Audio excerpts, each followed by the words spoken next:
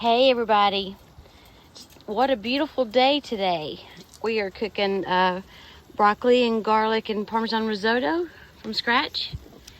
And I just realized how pretty it was. There's Bubba sunning, and Lee is working on some patterns, getting them ready to put down on some wood.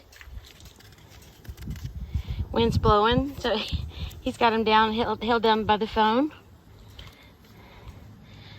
But what a beautiful day. Oh, his rotator cuff's killing him. He's got a sling on. So he needs to kind of take it easy. It's been a long ordeal with that. There's me in the shadow.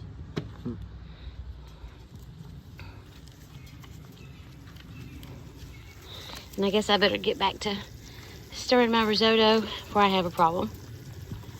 Everybody have a great week.